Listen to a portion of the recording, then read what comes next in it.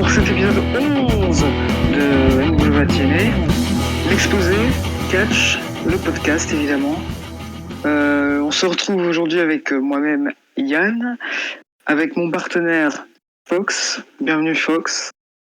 Merci beaucoup, bienvenue à tout le monde, bonjour à tous et à toutes, j'espère que vous allez bien, même si vous ne pouvez pas me répondre évidemment, c'est une question un peu rhétorique, donc je suis très ravi qu'on se retrouve pour le 11e épisode, donc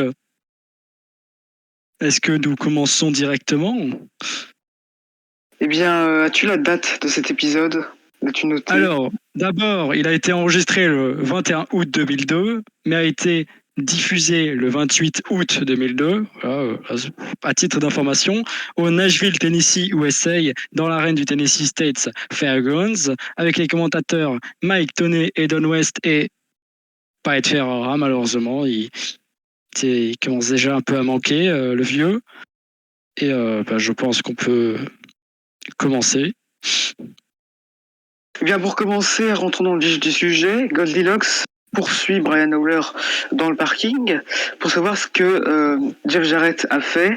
Mais évidemment, vous commencez à être habitué. Quand on parle de Jeff Jarrett, A wild slapnuts appears. Double J, Jeff Jarrett. il l'attaque, voilà, il attaque Brian Howler. Ensuite, il le claque contre les murs, contre une porte, il le rue de coups, voilà. Et ensuite, il lui dit en gros qu'il va le défoncer. Et c'est le début de notre épisode, voilà, un début qui continue à renforcer la rivalité assez intense entre les deux. Bon, moi je suis pas très fan de la rivalité en ce moment, mais... Pareil, je comprends pas trop l'utilité de la rivalité actuellement. Alors évidemment, on rappelle le programme pour ce soir avec le triple ladder match pour le titre X-Division de Loki, qui le défend contre Jerry Lynn et Jay Styles. Hein. J'ai hâte de voir ce match. Alors ensuite, on a Kid Cash qui était déjà apparu la semaine dernière dans le 3 contre 3, qui entre dans le ring face à un adversaire qu'on voit depuis plusieurs semaines également, Amazing Red. Et c'est un match en 1 contre 1 qui se lance, donc je vais te laisser bien évidemment en parler. Alors déjà nous allons avoir un petit début assez classique d'un match un peu d'high-flying du côté d'Amazing Red. Alors nous allons voir un top Conilo de Amazing Red vers l'extérieur. Alors il a vraiment failli s'éclater comme une merde en rebondissant sur la table, mais c'était un top Conilo, voilà, le geste est là. Alors il y a un petit moment où on s'est dit, l'arbitre il a dit ok ça joue, donc en gros c'est un jet de chaise de Kid au KLM. On va passer ça en suspens, écoute, on va rien dire.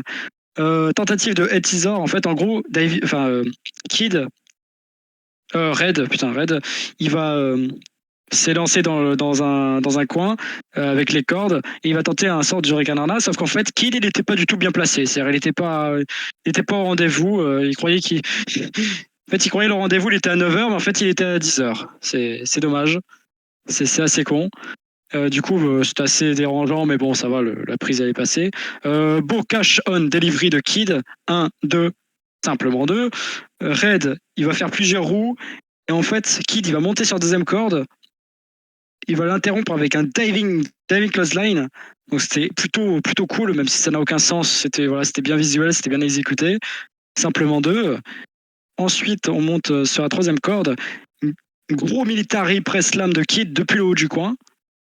Donc c'était encore une fois très osé, très bien. J'ai beaucoup aimé ce spot. Je t'interromps pour le dire. On rigole, mais vraiment, il faut quand même une belle force pour tenir un gars à bout de bras en étant en hauteur, en équilibre. Il faut le faire. Et pour le coup, c'était vraiment très bien. C'était très bien exécuté. C'était parfait. Amazing Red, il va te faire alors ça c'était pas plus tard dans le match, enfin plutôt dans le match plutôt. Il va te faire un diving tornado flatliner. Comme ça, j'ai décidé de l'appeler. Simplement 2 à nouveau. Ensuite, Kid, par contre, il a régalé. Hein. Je redis encore, malgré quelques erreurs et tout, voilà, il a vraiment régalé niveau prise. Il va te faire un très beau crossbody en s'aidant des cordes. Putain, crossbody, bien sûr. Crossbody Rhodes. Alors, crossbody en s'aidant des cordes, simplement 2. À un moment donné, du coup, vers la fin, Red, il monte sur la 13e corde. Et Kid, il va pousser l'arbitre dans les cordes pour faire trébucher Red. Sauf que Red, il n'était pas encore monté, en fait. Du coup, c'est un peu bizarre. C'est vraiment Red, d'un seul coup, il se dit ah oui, merde, il faut que je tombe. Du coup, il tombe sur ses couilles. Bon, petite erreur de timing, encore une fois, c'est pas grave. Finalement, Kid enchaîne avec son bankruptcy. 1, 2, 3, victoire. C'était cool. C'était cool. Alors, il y avait quelques trucs qui étaient peut-être dérangeants, comme le coup de chaise et deux petits moments avec un timing un peu absent, du ping. Voilà, ça me rappelle moi sur un certain jeu. Alors là, on feinte un serrage de main entre Kid et Red, sauf que Kid, il va attaquer Amazing Red. Voilà. Du coup, les ACTs, ils débarquent, ils vont corriger Kid jusqu'à lui porter un Spanish Fly du haut de la 3e corde. Et c'est ainsi que va le monde finalement. Qu'est-ce que tu en as pensé? J'ai beaucoup aimé cet opener. Voilà, il m'a mis bien pour démarrer le show. Ouais, bah pareil, c'était très très très solide. Je n'ai rien de plus à dire. La X-Division continue de rayonner. En coulisses, Goldilocks, on retrouve toujours interview Sonny Siaki pour savoir ses a priori son match face à Monty Brown plus tard ce soir. Mais il lui demande aussi de se retourner. Et donc il répond Sonny Siaki se retournera quand Sonny Siaki sera prêt. Des commentaires, Goldie? Tu veux des commentaires? Tant que Monty Brown est là, il a beau avoir fait 2 Super Bowls, il n'est pas Sonny Siaki. Sonny Siaki est plus grand que le Super Bowl. Sonny Siaki est plus grand que la vie elle-même. Il n'y a pas de secret, Goldilocks. Sonny Siaki est arrivé. Tu le sais, et les gens qui ont acheté ce PPV le savent.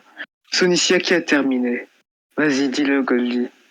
Et donc Goldie, il finit le segment en disant Sonny Siaki a quitté l'interview. Et on est parti. Sonny Siaki entre dans l'arène. Monty Brown, toujours avec un E. Toujours il y a un E à Monty Brown, il y a un problème. C'était Golvon, ceux qui font les graphiques, en fait, c'est une dinguerie. Putain. Et donc, c'est un match qui part. Mais avant le match, évidemment, on a Monty Brown qui peut réagir à la semaine dernière et qui nous dit j'arrête. Je vois que tu joues encore avec des chaises. Je vois que tu aimes frapper dans la tête des gens avec une chaise. J'arrête, je n'ai pas besoin de chaise. Quand j'aurai mes mains sur toi, je vais te mettre hors d'état avec mes mains nues. Tu as raison, tu es l'élu. Et je t'ai choisi pour botter ton cul et te placer une alpha bombe. Et donc Monty Brown s'en va pour faire un match face à Sonny Siaki. Donc, alors, le match. Le match. Alors, dès le début, Monty Brown, il va prendre évidemment le dessus. Nous allons passer à l'extérieur directement, où Monty Brown, il va mettre plusieurs ATMI. Et là, il y a un petit spot que j'ai bien aimé, c'est le croquement en jambe de Sonny Siaki contre les barricades, qui était très fluide, très bien exécuté. C'est peut-être le seul truc que j'ai retenu vraiment du match. C'est-à-dire vraiment le truc cool du match, pour intercepter en gros Monty Brown qui courait vers lui. Alors ça, j'avais déjà noté un peu au début, lors du premier match. Alors, il y a une femme dans le public. Elle a une soundboard, un peu comme nous, au final. Et elle a le même cri qui se déclenche H24. C'est insupportable. Vraiment, j'ai remarqué pendant tout le show. Mais je l'ai remarqué aussi, c'était horrible. Ah, une voix, c'est insupportable. Arrête de crier. Enfin, sois normal, sois comme tout le public, là. Montre ta joie de voir ce que tu vois, mais casse pas les couilles à crier comme une conne, en fait. Ah non, ça m'a saoulé, putain. Alors, Monty, il a toujours l'avantage à l'extérieur, il projette Sonny contre les barricades. De retour sur le ring, toujours très à l'avantage de Monty. Double underhook suplex, simplement 2. Sonny se fait encore soulever une nouvelle fois. Dalid vertical suplex, encore 2. Alors là, jusqu'à là, c'est vraiment une grosse branlée. Les ATM de Monty, j'ai pas précisé parce que j'ai juste vu, mais à la moindre occasion, il fait un ATMI, Monty. Shinlock pour ralentir le rythme. Alors là, c'est même plus une hit à ce niveau-là. Putain, vraiment, là, depuis le début, Monty Brown, il déroule. Et encore, il ralentit le rythme. Depuis le début, il ralentit le rythme. Donc, ça peut oser dire ça, finalement. Parce que le pire, c'est qu'il n'y a même pas de faux comeback pour nous faire croire que Sonny Siaki va revenir dans le match. Sonny, il s'évanouit. L'arbitre, il fait le compte. Sonny, il se réveille avant 3, évidemment. Donc là, et du coup, en gros, on se dit, vas-y, il va faire son comeback. Pas du tout. Sonny Saki, il se fait couper par une cloisonne de Monty Brown. Bon, un peu plus tard, il avait enfin apporté une prise. C'est un DDT. Il semble reprendre l'avantage, mais c'est de très courte durée avant que Monty revienne. Il exécute une Fisherman Suplex. Donc là, les deux sont au sol. On part en slotfest en se relevant. Évidemment, Monty reprend encore l'avantage. C'est encore une branlée. Il porte le Alpha Evolution. Jeff Jarrett intervient après cette prise. Petit low blow de Sonny. Alors, j'ai adoré la manière dont il a fait le low blow. C'est le premier low blow, je trouve, qui a de l'impact. C'est vraiment le low blow de Sonny. Il était tout gracieux et tout. C'était parfait. Il enchaîne avec un petit roll-up. 1 et 2 et 3. Il voit la victoire. Victoire de Sonny qui s'est fait démolir tout le match concrètement. Mais on apprécie, il a gagné le match. Le match, en gros, il était là. Voilà, tout simplement. Monty, il va tabasser Jeff Jarrett après le match directement. Il va le mettre contre les barricades. Et là, tu as Brian Lawler qui débarque aussi depuis le public pour étrangler Jeff avec une ceinture au KLM. La sécurité débarque. Ça part un peu en bagarre entre Jeff et Brian. Mais la sécurité, pour une fois, fait preuve d'efficacité. Et ça les sépare au KLM. Brian, il dit, je vais te refaire le cul comme Britney Spears. Ok, si tu veux, Brian. Et voilà, c'est tout ce que j'ai à dire à propos du truc. Qu'est-ce que tu en as pensé? Match appréciable. Voilà. Sans plus, il n'y a rien d'autre à dire. C'est un match qui est là et qui est appréciable. Ouais, pareil, c'est exactement mon avis. Alors par contre là, on va passer d'un truc appréciable à un truc... Ah bon, j'ai rien d'autre à dire que... Ah mais bon, je vais en parler, c'est plus simple. Goldilocks interview en coulisses Slash et son nouvel ami. Et Slash nous dit il n'y a pas d'amis en enfer, juste des gens qui t'apprécient. Ceux qui se révèlent dans la douleur, souffrent dans l'agonie et traînent dans la torture. Mon frère, son nom est Cobain. Il vit pour lui. On veut pas! Tu masqueras au montage. Sa propre douleur est sa chose. Qu'est-ce qui vient en premier, Goldie? La vie ou la mort? Ce soir, nous le découvrirons. Puis ensuite, on a Cobain qui dit des trucs. Petit garçon. Tu couperas aussi au montage. Et on coupe cette interview de merde. Moi, j'ai tout ce que j'ai à dire. Qui a coupé l'interview? Je coupe mon show aussi parce que vraiment, qu'est-ce qu'on m'oblige à regarder? Moi, tout ce que j'ai à dire, je suis un homme bien mystérieux parce que je parle de trucs qu'il ne faut pas parler en public. Des trucs qui sont, disons, assez tabous. Non, c'est vraiment ça, c'est horrible. Le truc, en plus, il est cringe parce que tu sais, ça veut utiliser des mots, utiliser un vocabulaire, mais en fait, je trouve que c'est tellement le truc. On est dark. Regardez-nous, on est dark. C'est ça le problème, c'est que c'est tellement gênant en fait. Depuis le début, les disciples de la nouvelle église, qu'est-ce que c'est gênant, qu'est-ce que c'est de la merde. Passons à la suite. Partons à l'action, c'est ce que j'allais dire. Les Backstreet Boys font leur entrée. Voilà. Slash et Cobain, les Disciples of the New Church font leur entrée. Jay Stevens et Cassidy O'Reilly, qui forment les Hot Shots, font leur entrée.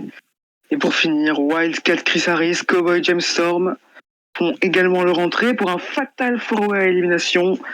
Le gagnant entre dans le Gauntlet for the Gold la semaine... Non, pas la semaine prochaine. Dans 2 semaines, pour couronner un des nouveaux champions par équipe. Eh bien, je vais te laisser parler de ce four-way. Alors, un truc qui change pas entre chaque match. Putain, la meuf, là, tu peux pas la fermer, tu peux pas avoir les mêmes ambitions que Slash et Cobain. Non, toi, il faut que tu cries comme une conne, en fait, depuis le début du show. Voilà, c'est mes oreilles. À un moment donné, mes oreilles. Bon, Cobain est en t-shirt. Voilà. Du coup, t'as les Backstreet Boys qui, à un moment, ils vont se retrouver en face à face en plein milieu de match. Voilà. Genre, vraiment. Il n'y a pas de blague. Voilà, ils ont voulu faire le New Day avec un peu d'avance, des devants en avance. Incroyable. Moonsault de Cassidy O'Reilly vers l'extérieur. En même temps qu'un moonsault de Johnny. Et on parle pas de Johnny Hallyday, évidemment. Ah, ça, je me fais rire moi-même, c'est terrible ça. Ça, c'est quand tu fais une blague de merde.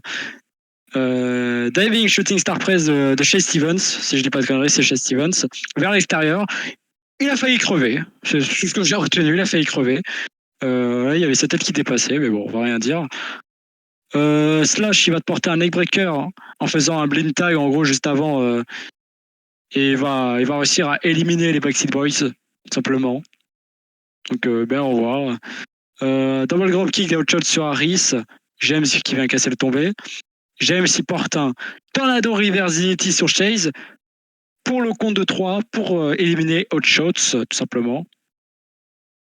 Du coup, les disciples de la Nouvelle Église contre America's Most Wanted. Là, on a la hit voilà, des disciples. Voilà, donc on s'emmerde. Alors, à un moment donné, tu as un gros summer slot de Cobain vers l'extérieur. Tranquille. Mais vraiment, j'ai l'impression qu'il s'est explosé comme personne. Genre, déjà, quand il était sur les prônes, il se tenait. Ah non, il a dû vraiment se faire mal comme un couillon, lui. Donc, voilà. Cobain, il monte sur la troisième corde. Sauf qu'il a vraiment deux cuits, parce qu'en gros, t'as Slash qui est pris par James, en gros. Sauf que du coup, en fait, c'est risqué, en fait. Genre, il va vraiment faire juste un elbow drop sur Slash. Du coup, c'est ce qui se passe. Il fait un elbow drop sur Slash de deux cuits. Voilà. Cobain, il va tenter un Tornado DDT, mais il se fait esquiver. Il est mis sur les prones et super kick. Chris, il va porter un Alpha Evolution en mode Simon Simron. Compte de 3. On n'en parle plus. Victoire. Du coup, des Americans Most Wanted. Brian Lee, Ron Harris, ils viennent attaquer toutes les équipes après le match. Et c'est une petite branlée gratuite, clairement. Ils défoncent tout le monde un par un. Tout ce que j'ai pensé du match, c'était là. Et sinon, quoi, qu'est-ce que tu en dis, toi? Alors, premièrement, les Backstreet Boys, je les ai trouvés extrêmement drôles. Ils m'ont bien fait marrer dans le match. J'étais un peu triste qu'ils s'en aillent en premier. C'est la petite touche comique qui m'a fait un peu dire vas-y c'est cool, mais après j'avoue que généralement le match je sais pas ce qu'il y avait. Il y avait un problème de rythme, je trouvais qu'il y avait un problème dans le match. C'était pas voilà. Ouais, c'est ça, mais globalement je suis d'accord avec toi. Par contre il y a un truc où je suis pas d'accord avec toi, c'est que tu spoil, tu appelles Harris et Storm par leur nom d'équipe alors qu'ils ont pas encore de nom d'équipe. C'est quoi ces conneries? Pour qu'est-ce que tu te prends? Hein? Ah ben désolé. Bref. En coulisses, Jeff Jarrett et Bob Armstrong se confrontent et Jarrett a comme objectif de défoncer sa surprise. Et ensuite lui-même. Voilà, c'est fait. Partons au ring où Bruce débarque et il dit que tous les hommes le veulent. Les femmes également veulent lui ressembler, comme la femme de Mike Tenay. Alors que le public se fait biper.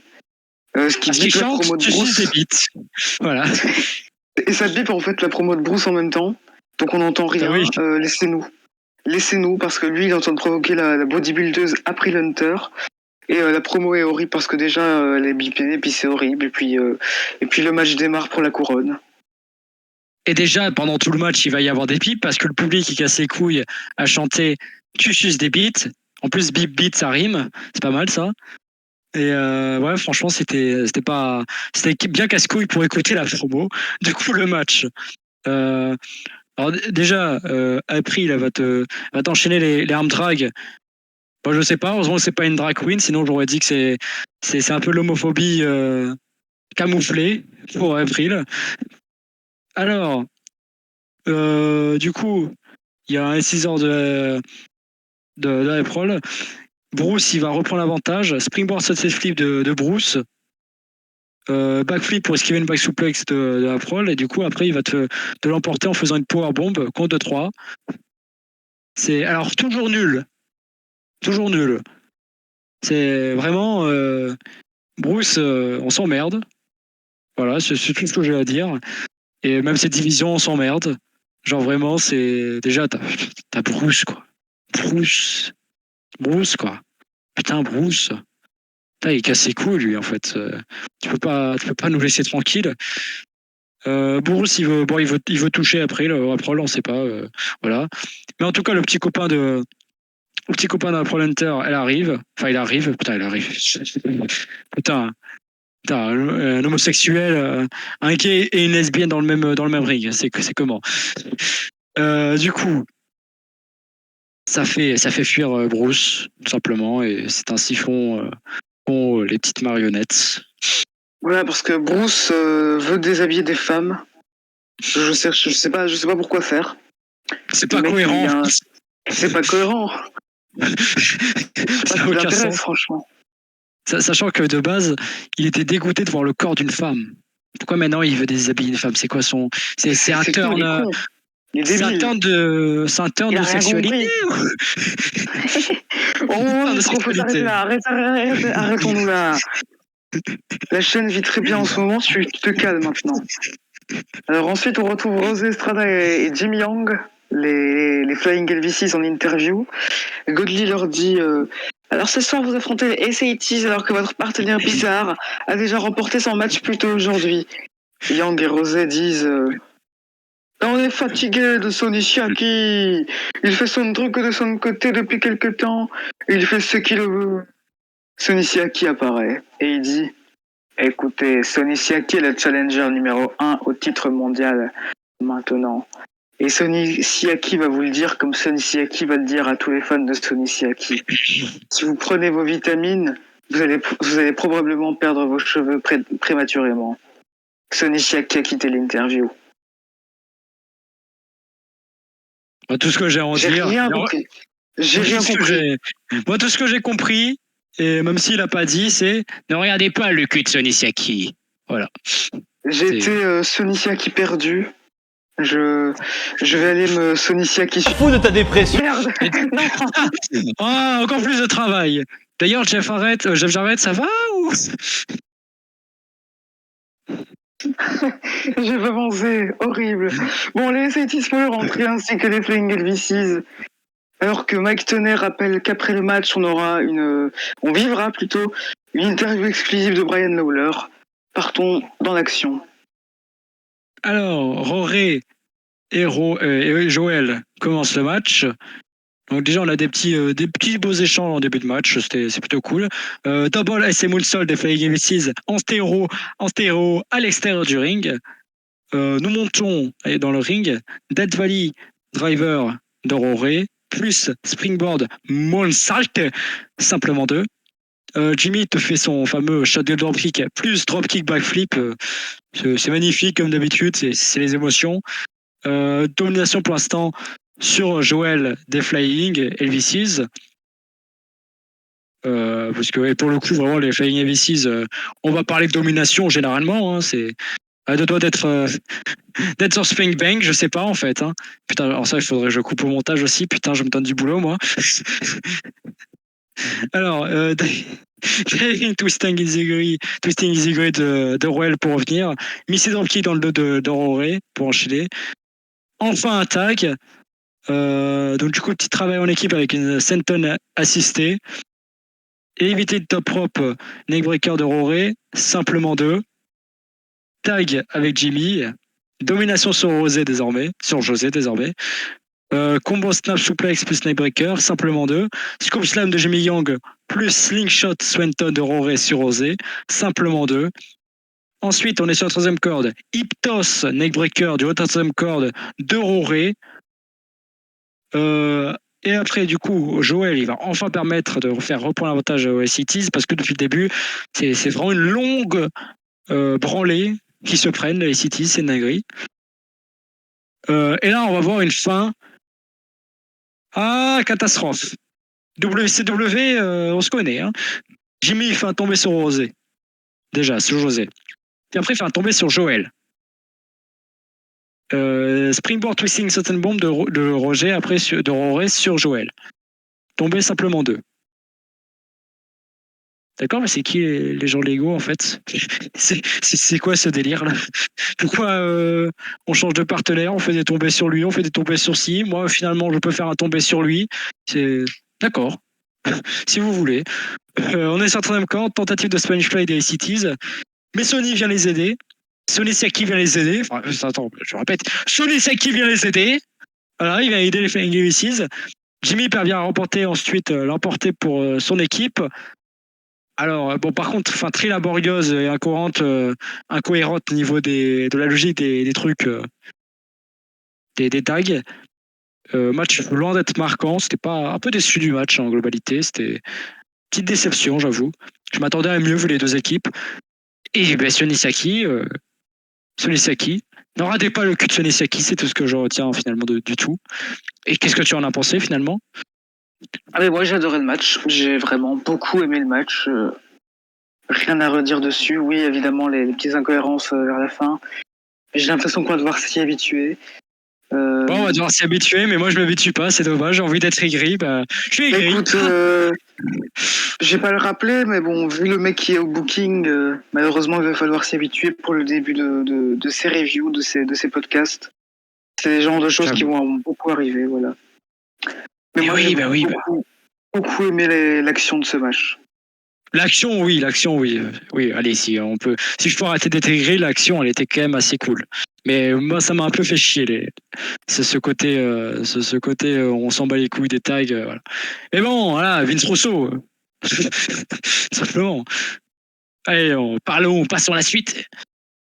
Goldilocks fait son entrée. Voilà, bienvenue Goldie. Avec Brian Lawler ensuite pour l'interview. Donc elle lui demande ce qu'il se passe avec Jarrett et il dit: premièrement, je te vois venir chaque semaine dans ton jean serré, de décolleté qui montre tout. Et je pense que t'imagines que c'est un endroit où se balader comme une pute à 2 balles. Moi, ça me dérange pas.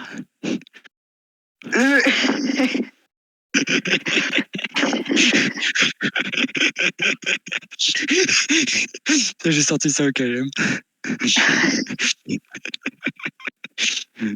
Laisse-moi te parler de quelque chose. Ceci est un ring de catch. Il n'y a pas de place pour toi dans un ring de catch. Casse-toi. Alors oui, les morons, je vous entends huer, pardon. Ce que je veux maintenant, c'est un silence complet. Ça veut dire fermez votre foutue bouche. Je promets que je viendrai te la fermer moi-même, enculé. Maintenant, écoutez-moi. Je vais donner 5 secondes à Jeff Jarrett pour venir dans ce ring. Maintenant. 1, 2, 3, 4, 5. Voilà, pardon. C'est ce que je pensais. Il n'est pas là. Alors je vais vous le dire. Il sait ce qu'il a fait. Je le sais aussi. Je vais vous le dire pour je vais vous dire ce que cette merde a fait. Parce que Jeff Jarrett, c'est une merde. Une quoi? Tu m'as renvoyé à la maison avec une commotion cérébrale. Mais ça va prendre plus d'une commotion pour me neutraliser, pardon. Je suis le champion NWA. Ouais, c'est Ron Killings qui intervient, je l'ai pas précisé. Et Brian dit: c'était un accident, je le promets. Et Ron répond: ferme-la, j'ai été frappé avec une chaise par toi, fils de pute. Et Brian répond: écoute, mon frangin, c'est toi et moi, on est des Hermes. T'étais juste au mauvais endroit au mauvais moment. Et Ron répond: tu sais quoi, t'es toujours au mauvais endroit au mauvais moment. Et là, t'es dans l'asilium, dans mon endroit, et tu vas découvrir la vérité. Et Brian répond: écoute, Rose, ça va pas se passer comme ça. C'est personnel entre Jarrett et moi. Ça concerne ma femme, là-bas. Attends, mec, tu prends une photo de ma femme? Sérieusement? Et là, Brian, il va chercher un photographe et il le pousse au sol. Ensuite, il chope sa femme et il retourne en coulisses. T'as Ron Killings qui est constipé pendant qu'il parle, c'est dinguerie, ça. Putain, c'est mon seul choix, c'est terrible. Putain, ouais, c'est clair. Pourquoi faire, effectivement. Le segment Pourquoi faire, J'en ai rien à foutre. C'était pour que j'introduise une nouvelle voix pour Brian Lawler que j'aurais oublié la semaine prochaine. Pourquoi faire? Non, mais moi, pendant la promo de Brian Lawler, alors déjà, je vais être honnête, oui, je vais le dire. J'ai peut-être pas vraiment écouté le segment. J'ai pas été concentré pendant tout le segment. Mais moi, dans ma tête, à chaque fois que Brian Lawler, déjà, à chaque fois que j'entendais Brian Lawler parler, j'étais en mode. Quand j'entendais Ron Killings. Et en ce qui concerne le fond du segment, J'en ai rien à foutre. voilà, c'est la totale. Jeff Jarrett contre The Bullet. The Bullet, c'est le Black Pasquet. Je te laisse parler du match. Bon, si tu sais en parler. Alors ça va être assez compliqué d'en parler parce que c'est pas vraiment un match. Directement Jeff il attaque Boulette, la Boulette, comme Diams.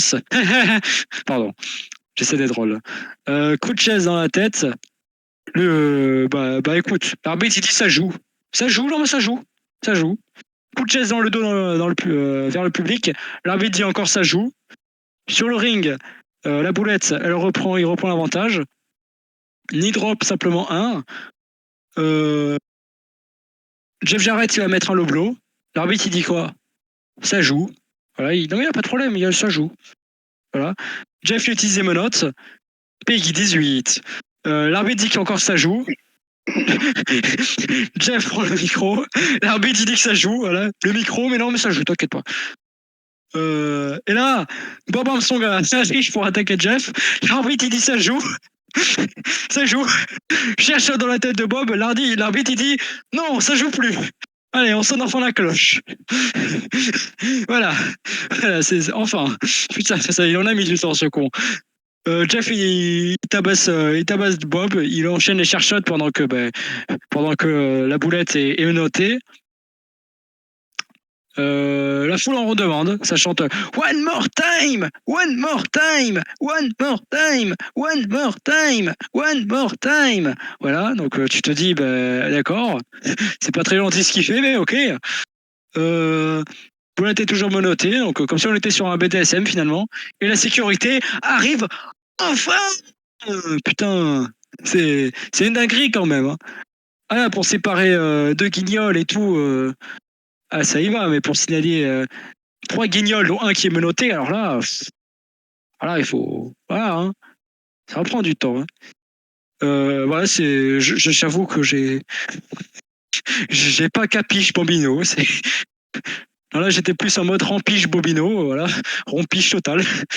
J'ai vraiment tout ce que j'ai à en dire finalement. Pourquoi faire? Voilà.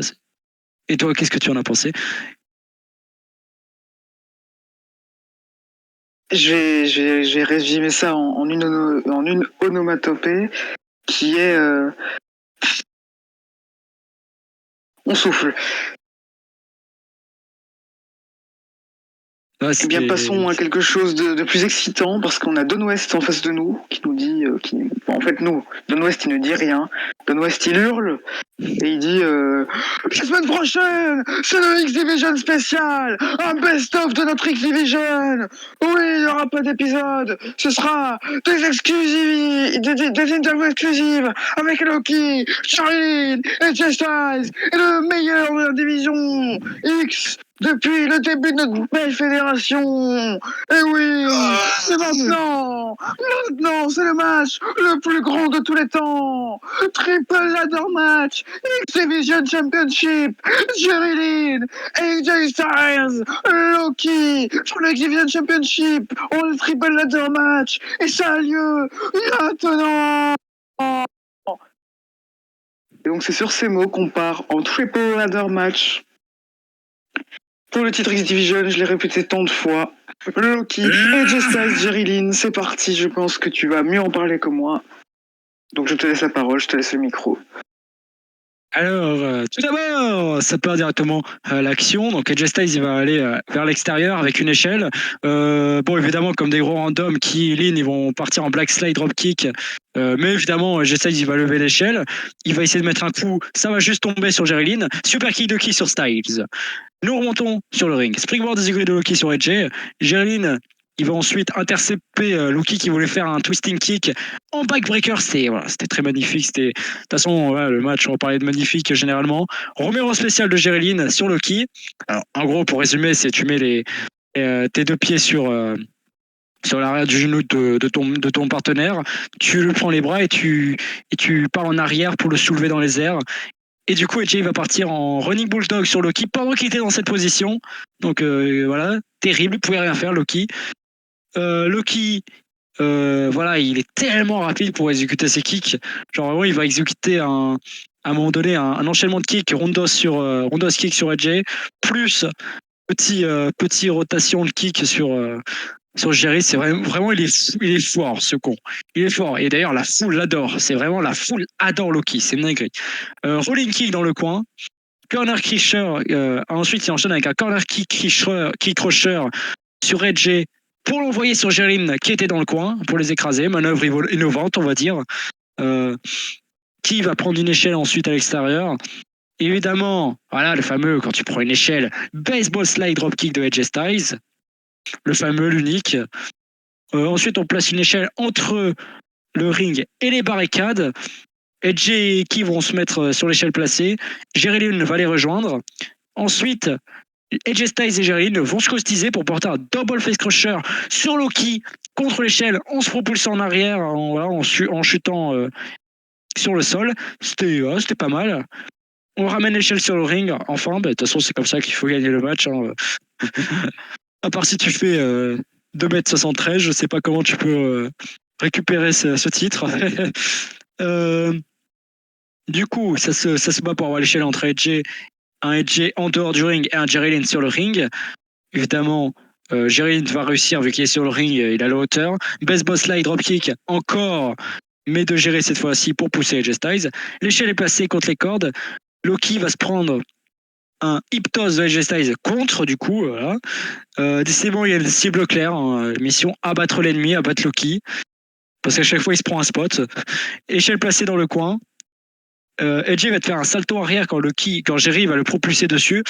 Il passe ensuite derrière Jerry, il va le prendre pour un tornado DDT tout en prenant l'élan sur l'échelle. Sauf que Jerry va l'esquiver pour un corner Northern Light suplex contre l'échelle.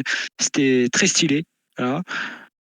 Tentative de rolling enziguri de Key, sauf que Jerry va intercepter en powerbomb.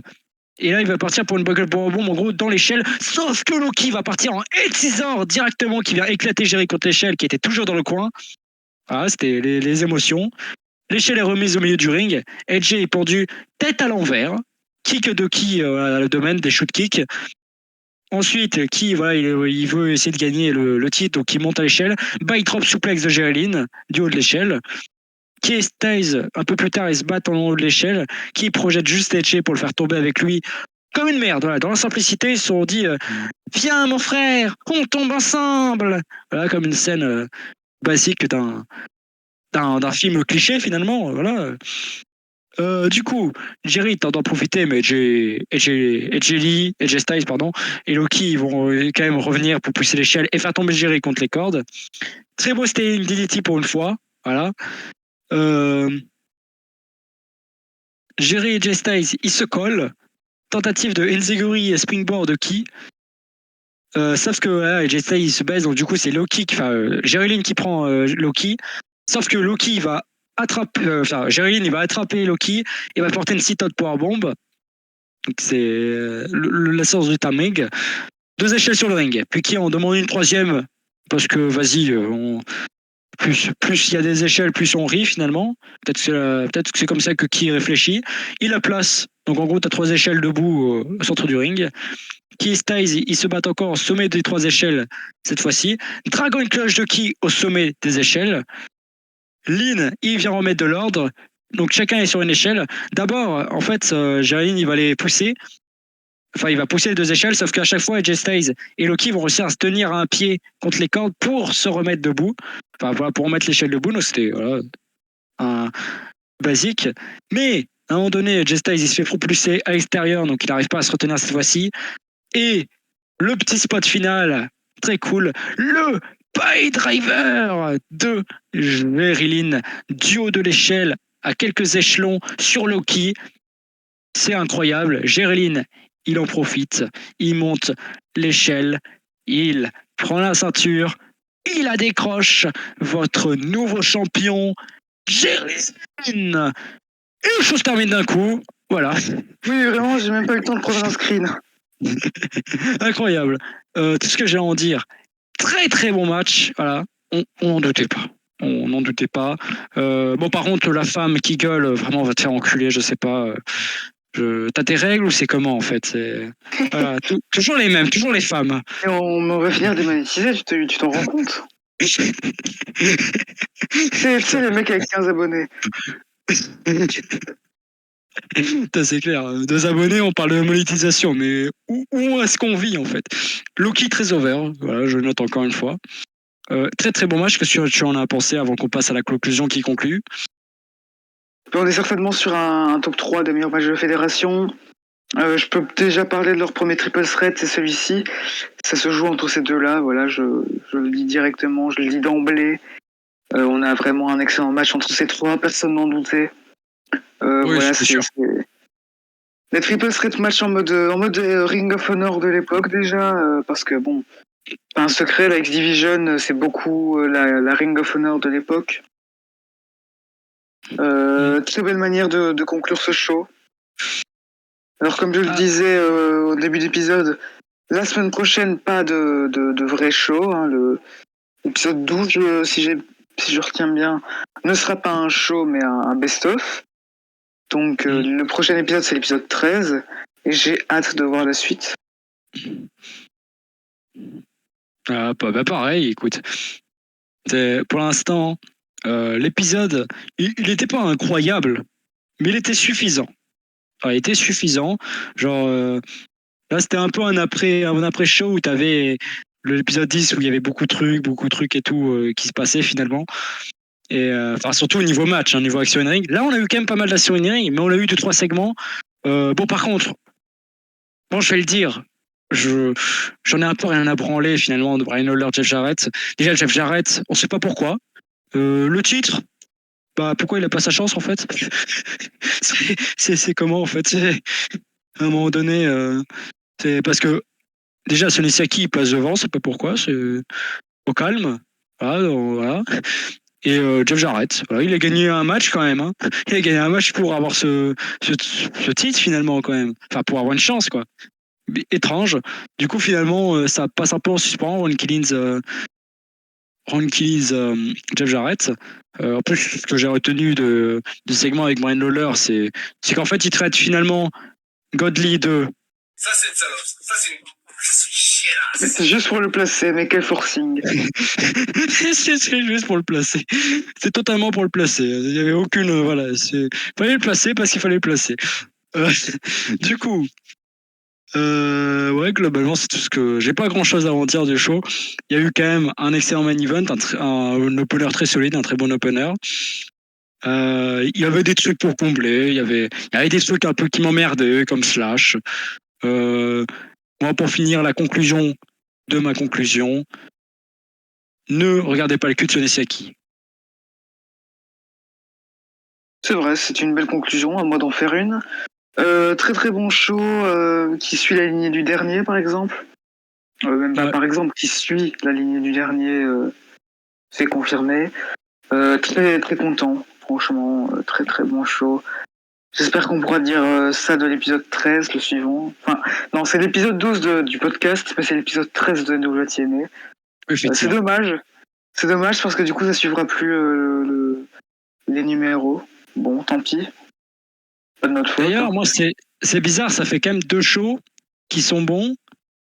Et il n'y a pas... Voilà, il n'y a pas... Il n'y a pas... Merde, attends, j'ai Disco Inferno. Il n'y a pas Disco Inferno, c'est bizarre, il n'y a pas Ken Shamrock. Bon, malheureusement, il y a Bruce. Bon, justement, j'avais parlé des absents. Hein. Où est Sabu? Où est James Mitchell? Où est Scott? Où est Alicia? il serait temps d'arrêter, là. Hein. Où est Mortimer Plumtree? Qui se souvient de Mortimer Plumtree? Où est David Young? Où est David Young? Où est... comment il s'appelle? Où est les Johnsons? Où est Johnsons aussi? Parce que tu parlais de Plumtree, mais... Où est Lenny Lane, le mec de Bruce? Évidemment, je vais revenir sur Francine et Jasmine Sinclair, Blue Mini et tout ça. Blue Mini, ouais.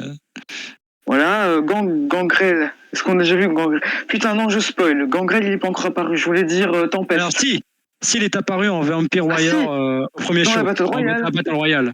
Ah voilà. Oui, donc j'avais... Non, donc c'était un bon souvenir. Mais attends, parce que là, on oublie 2 gars. Mais Rick Steiner, en fait, vu qu'après, bon, on sait ce qui s'est passé et tout. Depuis le début, eux, on les oublie, mais de base, ils étaient là dans la Battle Royale. Ils sont pas là, les Steiners. Incroyable. Il y avait Rick Steiner et le Scott Steiner de Wish, là. Oui, putain. Ah, on oublie finalement le principal. Il y avait Apollo, Apollo disparu. aussi. Apollo, voilà. Ouais. C'est fou des Bobcat, actions comme ça. Bobcat, Oui. elle est pas là. Alors j'y ai pensé, mais je savais plus son nom.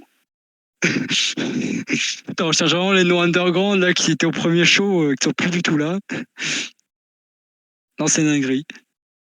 Alors pour pouvoir au moins confirmer un nom, Mortimer Plumtree, je sais qu'il va revenir un jour ou l'autre. Dans les prochains épisodes, d'office il revient. Parce que je sais le rôle qu'il a. Bon, c'est pas un rôle qui va nous plaire, malheureusement. Enfin, voilà. C'est sur ça que je vais conclure. Bon, évidemment, moi, je continue toujours par le like. D'ailleurs, c'est bizarre. Attends, c'est bizarre. On n'a pas eu Malice dans ce show. C'est le gars qui a rien compris. Non, ça en évite. Oh non, on a trop de conneries dans cet épisode, là. On va vraiment avoir des problèmes. Putain. Oh, l'épisode. Allez, c'est fini. Le like, l'abonnement, ne likez pas ses propos, likez les miens. Le commentaire, enfin, ou les commentaires pour donner un petit avis, c'est toujours plaisir. Un avis sincère parce que ça, vous pouvez juger notre contenu, dire les blagues limites, il serait temps d'arrêter les mecs. C'est ce qu'il faut faire. Le partage, ça peut toujours servir, voilà, un petit partage. On sait jamais, ça peut attirer des gens qui seraient peut-être intéressés par notre contenu. L'abonnement, si je l'ai pas dit, faites grossir notre page d'abonnement. Comme ça, on fait quoi? On gagne de l'argent. Et après, on arrête la chaîne parce qu'on va habiter à Malte. Bref, à la prochaine. Bonne nuit.